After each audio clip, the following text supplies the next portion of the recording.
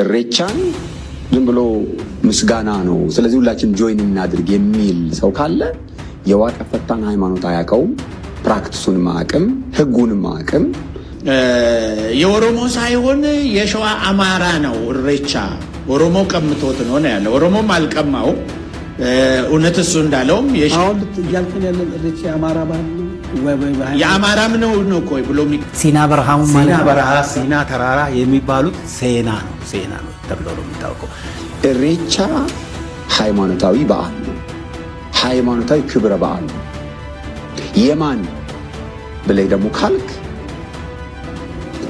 የኦሮሞ አይደለም ስለዚህ ዮቶር ዋቄፈና ነበረ ነው ዮቶር ዋቄፈታ ነው የኩሽ ልጅ ነው ዋቄፈታ ነው እንደው ማስረጃው ምንድነው ማስቀጥ አዲስ አበባ ውስጥ በኦሮሚያ ልዩ ኃይል ጥበቃ ስለሚደረግላት ጠንቋይ ሴትዮ ሰምታችኋል ኢሬቻ የሰይጣን አይደለም እነዚህ ናቸው የሰይጣን እናት ሰላም ጤና ይስጥልኝ እንዴት አደራችሁ እንዴት ዋላችሁ እንዴት አመሻችሁ አምላክ አበው ቅዱስ እግዚአብሔር ስሙ ዛሬም ዘወትርም የተመሰገነና የተወደሰ ይሁንልን እንግዲህ ዛሬ በዋነኝነት በአንድ ጉዳይ ተመልሼ መጥቻለሁኝ ከኢሬቻ ጋር በተገናኘ ያሉ ሐሳቦችና አንዳንድ ምሁራን ኢሬቻ የአማራ ነው የሚሉ አሉ አንዳንዱ ደግሞ ኢሬቻ የኦሮሞ አይደለም ብሎ የሚሉ ደግሞ አሉ ከኦሮሞ የሆነ ሰብ ፓርት ላይ አስቀምጠው የሚናገሩ ሰዎች አሉ ይሄ በምሁራን ደረጃ ያለው ክርክር ነው ሁለተኞቹ አካላት ደግሞ ሙሴ ራሱ ሊቀ ነቢያት ሙሴ ኦሮሞ ነው ጥበብን የተማረው ከኦሮሞ ነው የሚሉ መጥተዋል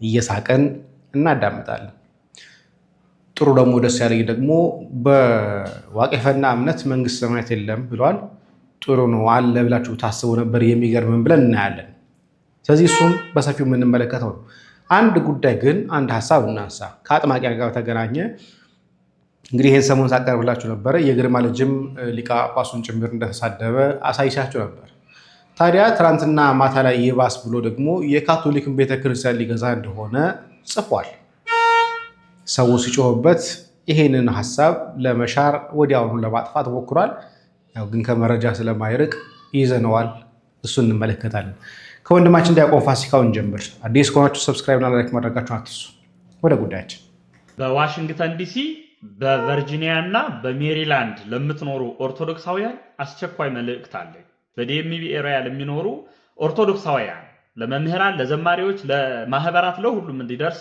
ሼር አድርጉልኝ ይህ ሰው እንደሚታወቀው በቤተክርስቲያን ውስጥ ክህነት ሳይኖረው ራሱን አጥማቂ ብሎ በመጥራት ህዝቡን ወደ አጋንንታዊ ልምምድ እየወሰደ የሚገኝ ህዝቡን ከቤተክርስቲያን እየለየ የሚገኝ ሰው እንደሆነ ሁላችን ይታወቃል እንደምታዩት ኦክቶበር 5 እና 6 ሜሪላንድ ፓርክ ውስጥ ቤተክርስቲያን ላይ አይደለም በደንብ ማወቅ ይገባናል ቤተክርስቲያን ላይ ሳይሆን ሜሪላንድ ፓርክ ውስጥ አጠምቃለሁ ጉባኤ ዘርግቻለሁ በማለት ጥሪ ያስተላለፈ እንደሆነ አሜሪካም እንደገባ ሰምተናል ይህንን ተከትሎ የሀገረ ስብከቱ ሊቀ ጳጳስ ብፁዕ አቡነ ፋኑኤል ይህ ተግባር ከህገ ቤተክርስቲያን ይወጣ ከቤተክርስቲያን ስርዓት ያፈነገጠ ሰውየውም ሐሰተኛና አጭበርባሪ እንደሆነ የእገዳ ደብዳቤ አስተላልፈዋል ትዕዛዝ ሰጥተዋል ይህንን በመመልከት ደግሞ እኒህ ሰውና ልጃቸው በፌስቡክ ገጻቸው ብፁዕ አቡነ ፋኑኤልን በመስደብ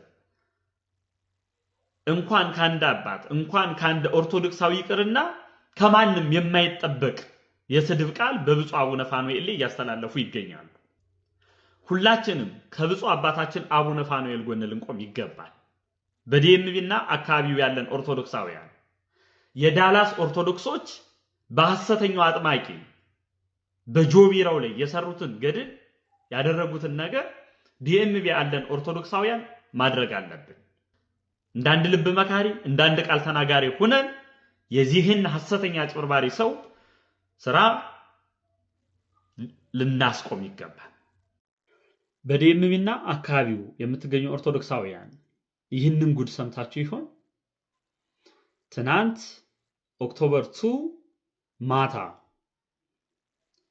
9 PM 8 PM አካባቢ ያቶ ግርማ ወንድሙ ልጅ ኃይለ መለኮት ይህንን ፖስት ለጥፎ በሁለት ሰዓታት ውስጥ አጥፍቶታል እንደምታዩት በአሜሪካ በዲኤምቪ ያሉ ካህናት ሙሉ መተተኞች እንደሆኑ፣ በአሜሪካ በዲኤምቪ ቨርጂኒያ፣ ዲሲና ሜሪላንድ ያለችው ቤተክርስቲያን ምንም አይነት ድህነት እንደማትሰጥ፣ የቤተክርስቲያኗ መዋቅርም በአሜሪካ በዲኤምቪ ዋሽንግተን ዲሲና አካባቢው ሀገረ ስብከት ምንም አይነት ቤተክርስቲያኗን እንደማይወክል በመግለጽ ይህንን ህዝብ ነፃ የምናወጣው እኛ ነን በማለት ትናንት ዳላስ ቴክሳስ ላይ ጆቢራው እንዳደረገው ሁሉ እነሱም አባትና ልጅ ዋሽንግተን ዲሲ ላይ ይሄ የለጠፉትን ፎቶ ገብታችሁ በደንብ ማየት ትችላላችሁ። አጥፍቶታል ፖስቱ።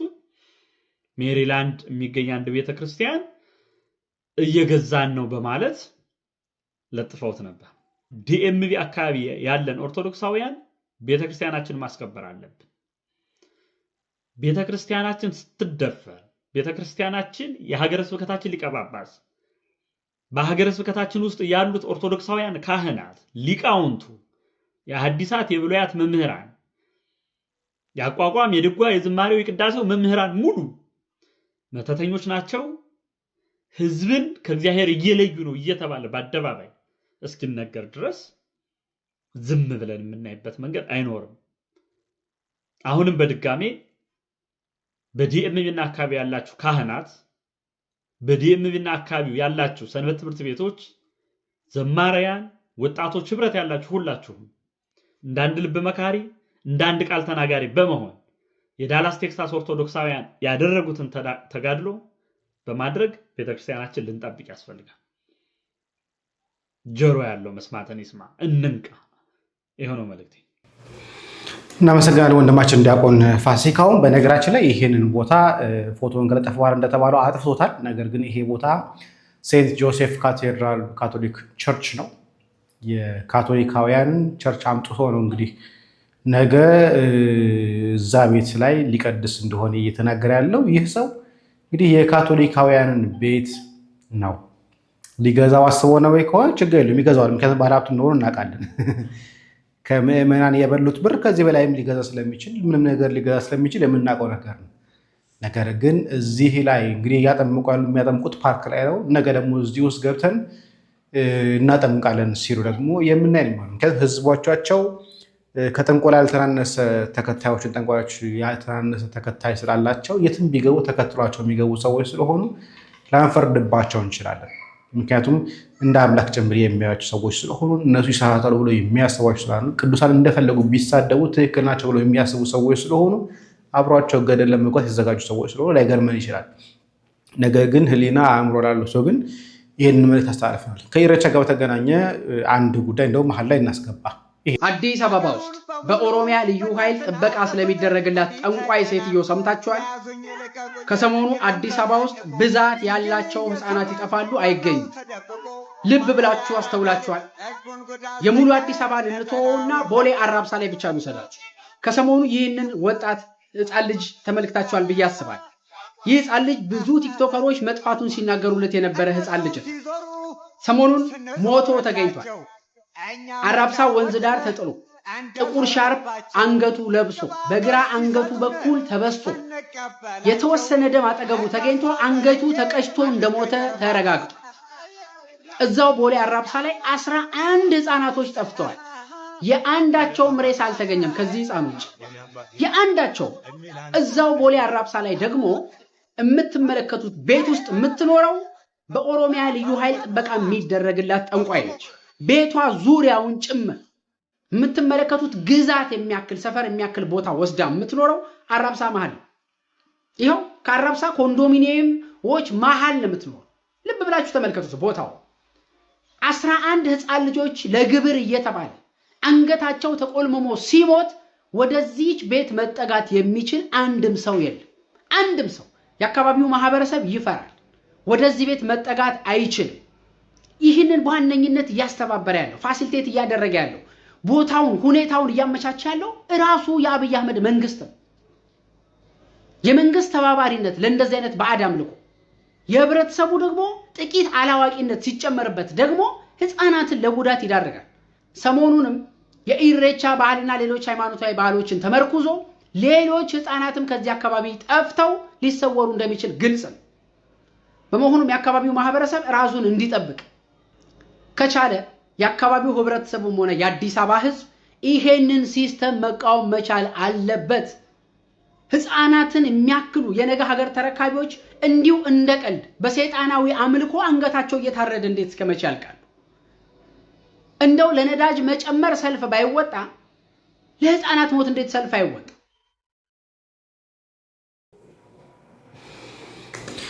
ይሄ መረጃ ትክክለኛ መረጃ ከሆነ በጣም አደጋ ነው። በተለይ ደግሞ ህፃናትን መሰዋት ደረጃ በእርግጥ ይሄ በፊትም የነበረ በጥንቆላው ዓለም ላይ የነበረ ነገር ነው።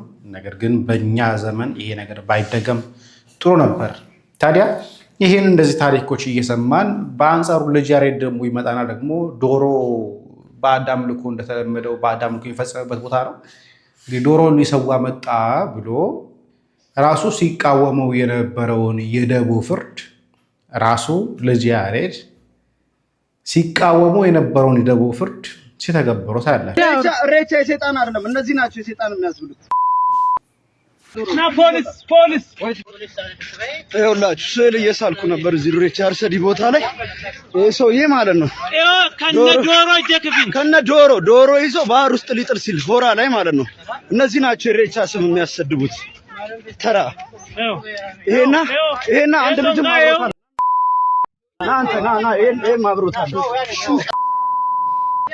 አንተና ኢሬቻ እኔ እንግዲህ የአርት ፕሮጀክት ይዤ ረጅም ግድግዳ አርት እየሰራው ነው። በአጭር ቀን መድረስ አለበት። በጣም ተባብሮ እየሰራ ነው። መንግስትም ሁሉም በጸጥታም በምንም ቢሾፍቱ በአንድ ሳምንት ውስጥ ሌላ ታሪክ ገብቷል። አርሰዲን አታውቁትም፣ ሆራን ማለት ነውና በጣም ተቀይሯል። እዚህ ጋር እንዲህ እየሰራን እያለ ስለ እየሰራው አለፈ። ዶሮ ይዞ ሰውዬው ይሄ ነገር ዶሮ አለኝ ጀለሴ አረክዬ ነገር ዶሮ አንድ ያዘው ምናምን ከዚህ ሄድኩና ና የት ነው የምትሄደው ምናምን የታባ ነው የምትሄደው ዶሮ ይዘለዋለሁ ባህር ውስጥ ልጥል ወንድሜ እንደዚህ ምናምን አያችሁ። ሰላም እንዳይሆን በዓሉ ምን እንደነዚህ አይነቶቹ ናቸው የኦሮሞ ጠንቅ የሆኑት ማለት ነው። ከዛ ኢሬቻ ሰይጣን ነው ይባላል። ኦሮሞ እንደዚህ አይነት ነገር የለውም። ገባችሁ? እኔ ስንት ከ23 24 ዓመት ያከበርኩበት ቦታ ነው ኢሬቻ። ከፈልፈላነት ከዘጠና ጀምሮ ነው ስመጣ የነበረው ቤተሰብ ይዞኝ ሲመጣ የነበረው። እንዲህ አይነት ነገር አይቻላቅም። እነዚህ ናቸው መጥፎ ስራ የሚሰሩት ተንኮለኞች። እንደዚህ አይነቱን ደግሞ ሽባ እናደርገዋለን። ቆሻሻ ሰይጣን ይዞ ይመጣል እንደዚህ ጋር አስባችሁታል? ኦሮሞ በአዳም ልኮ አያደርግም ለማለት የተከደበት ነው።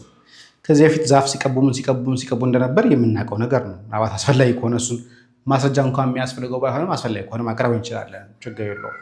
ነገር ግን በአዳም ልኮ አይደለም ይላል እሱ እንደዚህ እያለ ያለው። በአንጻሩ ደግሞ የኦሮሞን ታሪክ የሚያውቁ ባህሉን ያጠኑ ሰዎች ደግሞ ሌላ ነገር ይነግሩናል። ማን እንቀበላለን የምናየው የሚሆነው። ልጅ ያሬድ ግን ራሱ የሚጠራ የነበረውን ነገር የራሱን ስራ የአርት ግራፊኩን እያስተዋወቀ ግራፊክሱን እያስተዋወቀ ስራውን እያስተዋወቀ በአንጻሩ ጸያፍ ንግግር እያደረገ በጥፊ እየተማታ የሚጠራ የነበረውን የደቦ ፍርድ ሲያደርግ ደግሞ አይተነዋል። ለማንኛውም ወደ ምሁራኑ እንምጣ። መጀመሪያ ከቄስ ግርማ እንምጣ።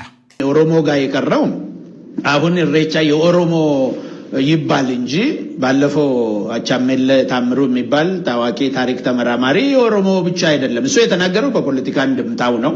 እኔ በፖለቲካው ሳይሆን ከታሪክ እንድምታው አንጻር ላውራልህና የኦሮሞ ሳይሆን የሸዋ አማራ ነው ኢሬቻ።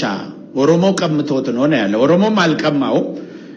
እውነት እሱ እንዳለውም አሁን እያልከን ያለን ኢሬቻ የአማራ ባህል ነው የአማራም ነው እኮ ብሎ የሚከራከረው። ስለዚህ የአማራም ነው። አማራ ብቻም አይደለም።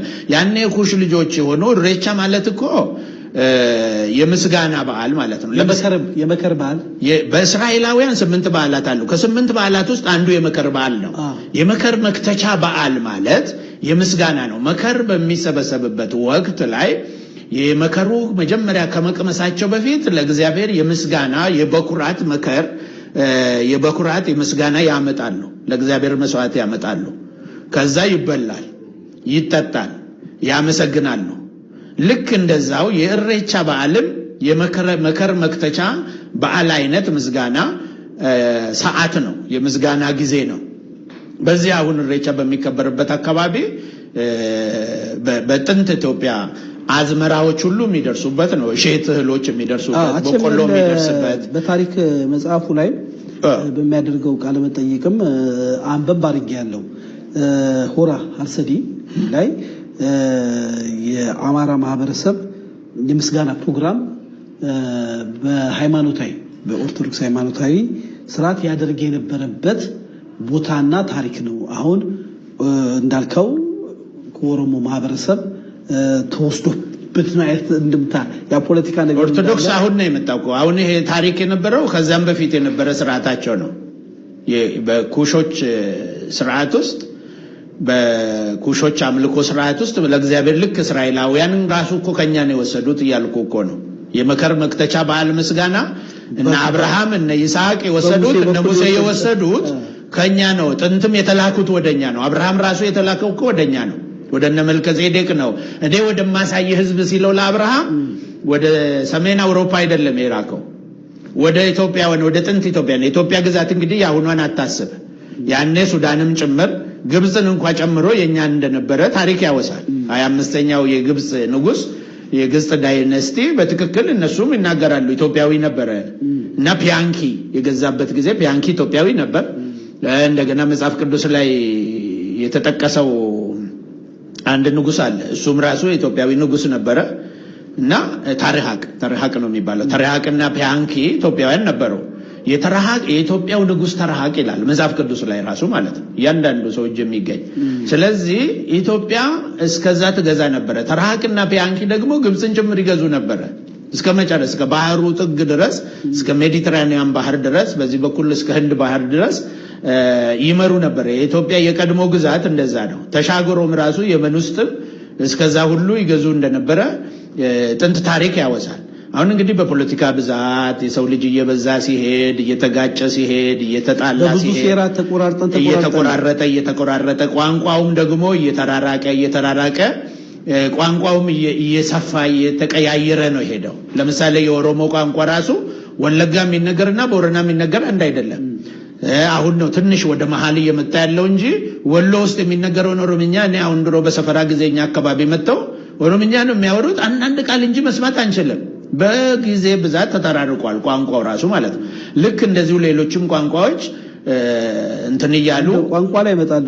ከመስመራችን እንዳናውጣ ኢሬቻ በዓል ወቅታዊ ጉዳይ ላይ ነው። ጥንታዊ በዓል ነው፣ የመከር በዓል ነው እያልከን ነው። ከአማራ ማህበረሰብም ያከብረው የነበረ ያው በጊዜ ብዛት በታሪክ ኦሮሞ ማከበረው የሚለውን ነገር እየተወያየን ከሆነ አንድ ላይ ያከብሩ ነበር። እሱ ብቻ ሳይሆን አሁን አፍሪካ ውስጥ የባንቱ ጎሳዎች አሉ። ባንቱ ራሱ ያከብራል። ይሄ የገዳም ስርዓት አለው። ኢሬቻም አንድ ላይ ያከብሩ ነበር። ሌሎች ሃይማኖቶች ከኋላ እየገቡ ሲሄዱ እየተረሳ የሄደ ነው። ይሄ መከር በመጽሐፍ ቅዱስ አድርጎ ሲመጣ ደግሞ የመከር መክተቻው በዓል ኢሬቻ እንግዲህ ሁለት ጊዜ ነው። ቀደም እንዳልኩት የዚህ የመልካ ኢሬቻ የሚባል አለ። መልካ ማለት ወንዝ ማለት ነው። የተራራ ኢሬቻ ጋራ ወይ ኢሬቻ ቱሉ የሚባል እንግዲህ የፕሮቴስታንቱ ቄስ እያለ ያለው ይሄ የምስጋና በዓል እንደውም ከጥንት የነበረ ነው፣ አማራዎችም ጭምር ይህንን በዓል ሲያከብሩት የነበረ ነው እያለ እየነገርን ያለው።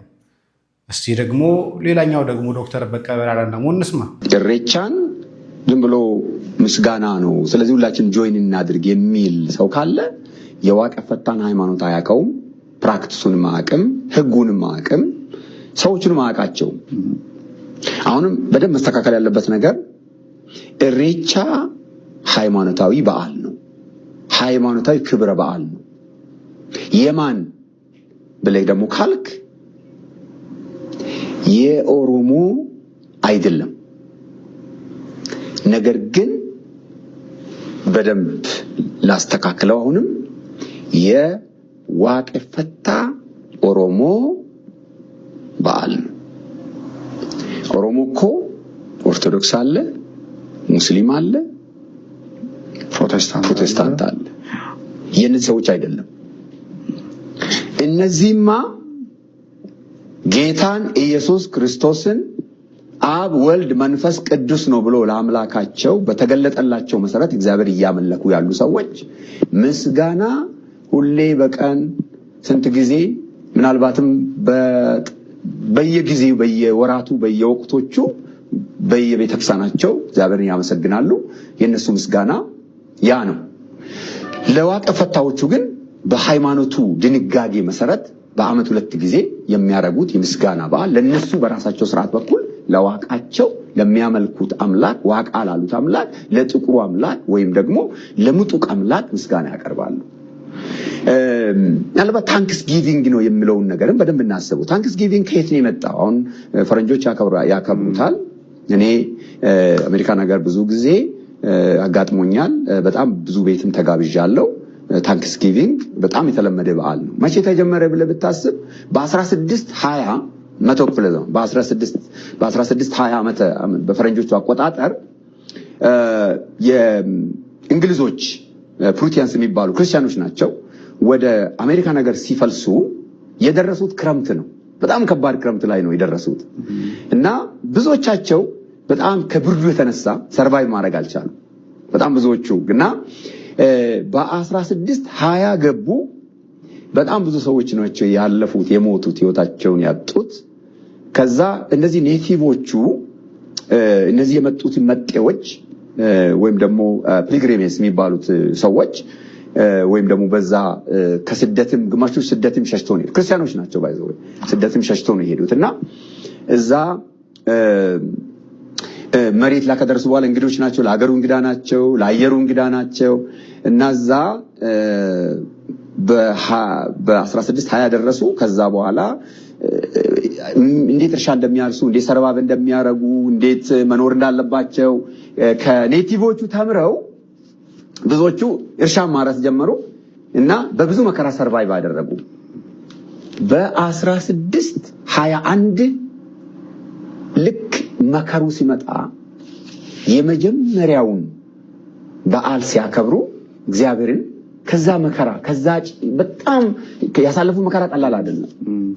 የመጀመሪያው ምስጋና አደረጉ ማለት ነው እና ያንን የተጀመረው በኋላ ላይ በአሜሪካን ሀገር በኮንግረስ ጸድቆ የሀገሪቱ ብሔራዊ በዓል እስኪሆን ድረስ ሄደው ማለት ነው። የክርስቲያን በዓል ነው፣ የክርስቲያኖች በዓል ነው። ስለዚህ ያን ታንክስ ጊቪንግ እነዛ ስደተኞች አሜሪካን ገብቶ ሰርቫይቭ ያደረጉበትና የመጀመሪያውን አመት መሰንበታቸውን፣ መቆየታቸውን፣ እህሉ ደርሶ መብላታቸውን፣ መኖራቸውን እግዚአብሔርን ያመሰገኑበት ጉዳይ ነው። ራሱን ስፔሲፊክ የራሱ ታሪክ ስላለው ማለት ነው። እግዚአብሔር ላደረገልን ነገር ምሽም 24 hours ብናመሰግን ሁላችንም በጣም ኢምፖርታንት ነው። እግዚአብሔር ሁሉ ጊዜ በህይወታችን ላይ አሻራ አለው። በየቀኑ ቀኑን ስለመዋላችን ሁሉ ጌታ ማመስገን አለብን። እንደ ክርስቲያኖች ደግሞ ከሆን በእኛ ሀገር በየቤተክርስቲያናቱ የምስጋና ጊዜ ይደረጋል። በአሜሪካ ነገርና ምናልባትም ደግሞ በካናዳ እንደዚህ ታንክስ ጊቪንግ በጣም የተለመደ ነው። ከነዚህ ሰዎች ጋር በተገናኘ ማለት ነው። የዋቀ ፈታው የዚህ የሬቻው ከነሱ ጋር የተገናኘ ነው። እነዚህ መቀላቀል አንችልም። እንዲህ ሚክስ ማድረግ የማይገናኝ ነገር ነው። ስለዚህ ጀስት አሜሪካኖች ከምንድን አዳፕት ያደረጉት? አሜሪካኖች እኮ ሲጀመር የክርስቲያን በዓል ነው። ናሽናሊ አዶፕት መደረጉ ግን አሪፍ ነው። ወደፊት እሬቻ ምናልባት እሬቻ ናሽናል በዓል ከሆነ ምን ማለት ነው? ወንዝ ሄደው ሳር አበባ አስቀምጦ ሳይሆን ምክንያቱም ሁሉም ሰው ወንዝ መሄድ ያለበት። እንግዲህ እንዳያችሁት ሁለቱም ያቀረብኩላችሁ የፕሮቴስታንት ሰዎች ናቸው። አንደኛው እንደውም ከጥንት የነበረ መከበር ያለበት በዓል ነው ብሎ ሲል፣ ይሄኛው ደግሞ አይደለም ባዕድ አምልኮ ነው። ምክንያቱም ኦሮሞ ሁሉ በዓል አይደለም።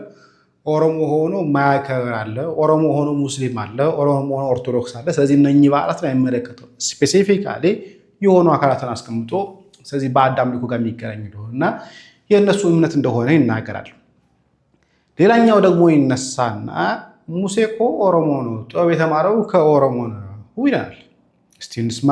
ሄዶ ያን የራሱን ህዝብ ከተቸገሩበት ቦታ አንስቶ ይዞ በሚሄድበት ጊዜ ወደ ስና ያሉትን ሴና ነው የሚቆጡትም። እንግዲህ ይቅርታ ያርጉልኝና ይሄ ያለው ሲወርድ ሲዋረድ የመጣ ከአባቶች የሰማን የሚታወቅ ትልቅ ነገር ስለሆነ ሲና በረሃው ማለት ሲና ተራራ የሚባሉት ሴና ነው ተብሎ ነው የሚታወቀው። ሴና ተራራ ላይ ወጥቶ 40 ሌሊትና 40 ቀን ፈጣሪን ለምኖ ለመጀመሪያ ጊዜ ከፈጣሪ ጋር የተነጋገረው ሙሴ ነው። ሙሴ እንዲህ አርጎ ለፈጣሪ መቅረብ የቻለው እኛ እሱ የሱ ጌታ የነበሩት ከብት ሲጠብቅላቸው እረኛው ሆኖ በኖርበት ጊዜ ሲጠብቅላቸው የቆየው አባት እንዴት ፈጣሪን እንደሚለምኑ ለምኖም እንዴት እንደሚያገኙ በቆዩባቸው ጊዜያት ይሄንን ተምሮ ስለሄደ ነው እንደዛ ለምኖ ከፈጣሪ ጋር ሊገናኝ የቻለው። ስለዚህ ዮቶር ዋቄፈና ነበረ ነው። ዮቶር ዋቄፈታ ነው። የኩሽ ልጅ ነው ዋቄፈታ ነው። እንደው ማስረጃው ምንድነው? ቅዱሳት መጽሐፍ ላይ ለምሳሌ መጽሐፍ ቅዱስ ላይ እሱን አይናገርምና መጽሐፍ ቅዱስ ላይ አለ ግን በዚህ መልክ ባያስቀምጡ ይላል እንዲህ እኔ ባስቀመጥኩት የኩሾችን ስልጣኔ ተማረ ማለት ኩሽ የዛን ጊዜ የት ድረስ ይሄድ ነበር ማለት እንላለን አይደል? ስፋቱን ማለት በትክክል ግን ስፔሲፊካሊ ከዋቄ ፈታ ጋራ የሚያያይዘውን ነገር እንደው ታሪካዊ ማስረጃ እንደው ማንሳት እንችል ሆኖ ብዬ ነው። ይኸውልህ እንግዲህ በአብዛኛው በመጽሐፍ ቅዱስ ላይም ተቀምጧል ነው የሚሉት እኛ በምንድነው በአፈ ታሪክ ከአባቶች ሲወርድ ሲዋረድ የነበረ ነገር ነው ይሄ። በኋላ ደግሞ መጽሐፍ ቅዱስ ላይም ትንሽ እንደው እኛ በሰማነው አይጻፍ እንጂ ይሄ ነገር ተቀምጧል። ምን ብለው ነው የተቀመጠው? በምን ላይ? መጽሐፍ ቅዱስ ላይ ማለት መጽሐፍ ቅዱስ ላይ እንዴት እንደተቀመጠ እሳቸው እኮ አስቀምጠውታል። እኔ በአፈ ታሪክ የመጣውን ነው ከአባቶች ሲወርድ ሲዋረድ የነበረውን ነው እየተናገርኩ ያለሁት። ፈጣሪ ለሰው ልጅ ቀርቦ መናገር የቻለው የኩሽ ሰዎች በሚለምኑት ሁኔታ በተለይ ሙሴ ከዚህ ከእረኝነት ወጥቶ ወደ ሀገሩ በሚመለስበት ጊዜ ያ ሰው እንዴት እንደሚለምን እንደሚያመልክ ያንን ተጠቅሞ ስላመለከ ተራራ ላይ ወጥቶ ሴና ተራራ ላይ ወጥቶ ስላመለከ ፈጣሪ ቀርቦት አማክሮት ወደ ህዝቡ ተመልሶ ህዝቡ እንኳን እዛ በሚመለስበትም ጊዜ እሱ ከሚያካሄደው እምነት ውጪ ሆኖ የማይናገር የማድግ ነገር ሰርቶ ሲጸልዩበት አይቶ እሱንም ሰባብሮባቸው አቃጥሎባቸው ነው የተመለሰው ወደ ፈጣሪው። እና ምን ለማለት ፈልጌ ነው የዋቄፈና ሃይማኖት ከዛን ጊዜ ጀምሮ ከዛ በፊትም የነበረ መሆኑን ነው። ለምሳሌ እንደው እንዲታወቅ ከሙሴ ጊዜ ጀምሮ መሆኑን በዛን ሰዓት ራሱ ታወቅ ነው የጠቀስኩት እንጂ ከዛም በፊት የነበረ ነው። ስለዚህ ሲና በረሃ የኦሮሞ ነው። ሴና ይባል ነበር። አሁን ሳውዲ ያለው ማለት ነው፣ አረብ ሀገር ላይ ያለው። እሺ ሙሴ ጥበብ የተማረው ከዮቶር ነው። ዮቶር ኦሮሞ ነው አሉ። ከምን አመጣችሁ ሲባል በአፈ ታሪክ ከ3000 ምናምን ዘመን በላይ ተሻግሮ የመጣላቸው አፈ ታሪክ ነው። ታዲያ ሙሴ እነዛን ጣዖት የመለኩት ሰዎችን አጠፋቸው ይላል። እነሱ ግን ስቲል ጣዖት ለማምለክ ዛፍ ቅቤ ለመቀባት እየተንቀሳቀሱ ነው ያሉት። አይገርማቸው? ትንሽ ከቆዩ ደግሞ ተራራው ላይ ዛፍ ላይ ወጥቶ እግዚአብሔር ማነጋገሩ ከነሱ ጋር የሚገናኝ ከሆነ ዘጸአት 3 ላይ ያለው ደግሞ ሄዶ ዛፉ ማነጋገሩ ደግሞ ስለዚህ ከነሱ ጋር ሊያገናኙት ነው። ያቺ ሐመልማል ከነበልባል ብለን ስለእመቤታችን የምንተረጎምባት ትርጓሜን ስለዚህ ሊያገናኙት ነው ማለት ነው። ትንሽ ቆይተን ብለን በሰማያቸው ቁጥር ላይ የሚሄዱበት መንገድ በጣም ከባድ ነው። ታዲያ መጨረሻቸው ጥፋት እንደሆነ ግን ይገባናል፣ እናውቀዋለን። እኛ ተስፋችን ክርስቶስ ተስፋ የሚሆን መንግስት ሰማያት ተሰጥቶን ሄዷል። በእነሱ ግን መንግስት ሰማያት የሚባል የለም። ምክንያቱም ሀሳባቸው ምድራዊ ስለሆነ። እስቲ ስለተጠየቀው ሀሳብ እንስማ። በመጀመሪያ በኦሮሞ በዋቄፈናው አመለካከት ውስጥ መንግስተ ሰማያት የሚባል ነገር የለም። ኃጢአት የሚባለው ጉዳት ሲደርስ ነው። ጉዳት ደግሞ ደረሰ ማለት ሰፉ የሚባል ነገር አለ። ሰፉ ከተሰበረ ጉዳት ይደርሳል። ጉዳት ከተደረሰ ኃጢአት ይፈጠራል። ሰፉ ምንድነው? ሰፉ ስርዓት ነው። ሰፉን ደግሞ ሰውም ፈጣሪም አውሬም ሁሉ ማክበር አለበት። ብቻን ሰፉ አክብሬ አትሄድም። ይሄ ሰፉ ለሰው በደንብ እንዲገባው ከተፈለገ የሌሊት አውሬዎች ቀን አይወጡም። ቀን ከወጡ ሰፉ ሰበሩ። ሰው ላይ አደጋ ያደርሳሉ፣ እነሱም ላይ አደጋ ይደርሳል። ሰው ደግሞ ሌሊት ሄዶ የሌሊት አውሬዎች መውጫ ቦታ ከሄደ ሰፉ ሰበረ፣ ራሱም ላይ አደጋ ይደርሳል፣ አውሬዎቹም ላይ አደጋ ይደርሳል። ስለዚህ ይሄ ምድር ሰፉ አክብሮ ተቻችሎ እንዲኖር ነው። ኃጢአት መንግስተ ሰማያትና ገሃነም የሚመጣው ምን ሲሆን ነው? ኃጢአት ሲፈጠር ነው አይደለም? ኃጢአት የሚፈጠረው ሰፉ ሲሰበር ነው። ሰፉ አትስበሩ። ኦሮሞ የሚለው ምንድን ነው? ሰፉ ከሰበርክ ልጅህ፣ ቄህ፣ ህይወትህ እዚሁ ምድር ላይ ጣጣ ይገጥመሃል ነው። የኖፍ ከልቱ ይላል። አይሳካልህም። በቃ ሰፉ ሰበርክ። ሰፉ ስለሰበርክም ደግሞ የእኛንትን እግዚአብሔር በፈላ ውሃ በምናምን ይቀጣል አይልም። እግዚአብሔር ለእያንዳንዱ ሰው አያና የሚባል ወይንም ጠባቂ መንፈስ ሰጥቶሃል። ሰፉ ስትሰብር ምንድን ነው የሚያደርገው? እግዚአብሔር ጠባቂውን ያነሳል። ጠባቂውን ሲያነሳ አደጋ ግን እኮ ቅድም እኮ ሙሴ ያነጋገረው ስትሉ ነበር። ሙሴ እኮ ከዛ ተሻግሮ ሲወጣ ከፈርዖን ጋር ተሻግሮ ሲወጣ 10 መቅሰፍቶችን አምጥቶባቸው ይቀጣል እግዚአብሔር አይደለ? የሙሴ አምላክ ይቀጣ ነበር። የሙሴ አምላክ ሲቀጣም ጭምር ነበር። የሙሴ አምላክ ባዕድ አምልኮን ሲያመልኩ አግኝቷቸው ቀጥቷቸዋል። ቅድም ስትናገሩት እንደነበራቸው ያው ከአንተ አጠገብ ያለው ሰው ሲናገሩ የነበረው ሰው። ስለዚህ እግዚአብሔር ይቀጣል፣ የማይቀጣ አምላክ አይደለም አይደል ነው ወይስ? አሁን ስለዚህ አሁን ይቺ ታሪክ ከእግዚአብሔር ጋር ትሄድም ትገነጠላለች፣ ትወጣለች። መጀመሪያ በነበረው ታሪክ ደግሞ ሙሴ ከተራራው ላይ ሲወርድ እግዚአብሔር ባዕድ አምልኮ አይቶ ሲያነበሩ ሰዎችን ሲያጠፋቸው ትክክል ነው። አሁን ላይ ግን እግዚአብሔር እነኝህ ሰዎችን አያጠፋም እያሉ ነው ያሉት። ላይ ትወድቃለህ እንጂ እግዚአብሔር ይሄን ስላጠፋህ እንዲቀጣሃለውም አይልም። ጀስት ሰፉን ወይ አያና እንደ ትራፊክ ውሰደው። ትራፊክ መኪና ያጋጫል እንዴ? አያጋጭም እኮ። ግን እሱ እዛ ባለመኖሩ መኪና ይጋጫል። ሰፉ እንደዛ አይነት ነገር ነው። አንተ አውቀህ ታከብራለህ፣ እሱን ከጣስክ ትጎዳለህ ነው። ስለዚህ ኦሮሞ የሚለው በምድር ላይ ሰፉ አክብር፣ እግዚአብሔር ይወዳል፣ በሰላም ትኖራለህ። እሱን ከጠበርክ ግን በምድር ላይ ችግር ይገጥመሃል።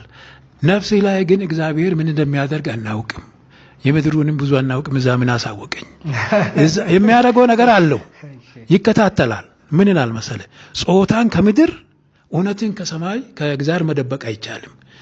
ቃመ ለፈን ዶክሰኒ ዱጋ ዋቀን ዶክሰኒ ይላል። እውነትን ከእግዚአብሔር መደበቅ አትችልም፣ አትሸውድም። ልክ ስንጸዳዳው ከታች ይታያል አይደለም? ሰውነትህን ከምድር መደበቅ የማትችል ከእግዚአብሔርም እውነት መደበቅ አትችልም። ስለዚህ አትዋሽ፣ አትስረቅ፣ ወይም በጠቅላላ ሰፉ አትስበር ነው። እና ሰማይ ቤት እንገባለን ብለን ብዙ የምናደርገው ተስፋ የለም። እዚሁ ሰፉ አክብሬን በሰላም ስንኖር፣ እዛ ግን ጥያቄ አለ ይላል። ነፍስ በኋላ ትጠየቃለች። ተጠይቃ ምን ታደርጋለች? ምን ያደርጋታል? እሱ ነው የሚያውቀው። መጠየቋን ብቻ ነው። ይሄን ነው ማለት የፈለግኩት። መልካም አቶ ሙልጌታ። ታዲያ ሰማይ ቤት ከሌላችሁ መንግስት ሰማያት ማትወርሱ ከሆነ ስርዓተ ተፈጥሮ ማክበር ምን ይጠቅማል? ተፈጥሮ የምናከብረው እኮ በኋላ ላይ ሽልማት ስለምናገኝበት ክርስቶስ ኢየሱስ ቦታ አዘጋጅላቸዋለሁ፣ ስፍራ አዘጋጅላቸዋለሁ ስላለ ያንን ስፍራ ለመውረስ ከክርስቶስ ጋር ህብረት ለማድረግ ከክርስቶስ ጋር አብሮ ለመኖር እግዚአብሔር አምላካችን ለማምለክ እንደ መላእክት ለመሆን ነው ተስፋችን። ስርዓተ አምልኮ የምንፈጽመው ምንቆረው ምንም ከክርስቶስ ጋር አብሮ ለመኖር ነው። ስለዚህ ከክርስቶስ ጋር አብሮ ለመኖር ሽልማታችን ማንጠብቅ ከሆነ ተስፋ ከሌለው መንግስት ሰማያት ከሌለው እዚህ ዓለም ላይ ጥሩ ሆኖ መኖር ወይ ደግሞ ተፈጥሮ ጠብቆ መኖር ምንድን ነው ማለት? ስለዚህ መንግስተ ሰማያት በሌለው ስርዓተ አምልኮ ባዕድ አምልኮ መከተል ፍጻሜው የሚሆነው ሲኦል መግባት እንጂ የእግዚአብሔርን መንግስት እንደማትወርሱ በራሳችሁ አንደበት ስለነገራችሁ እናመሰግናለን። ለማንኛውም ኦርቶዶክሳዊ ሆኖ አሁንም ቢሆን በዚህ አይነት ሀሳብ ውስጥ የሚጃጃል ሰው ካለ ፍርድ ከራሱ ወርድ ከራሱ ነው። ምክንያቱም የነሱ መምህራን የነሱ አባቶች ጭምር ይሄንን ጉዳይ እየነገሩት ነው። አልሰማም ካለ እንግዲህ ፍርድ በራሱ ነው ብዬ አስባለሁ። ለማንኛውም ዛሬ ዝግጅት እዚህ ያላብቃ። ሰላም እግዚአብሔር ከእናንተ ጋር ይሁን። ቸር ቆዩ።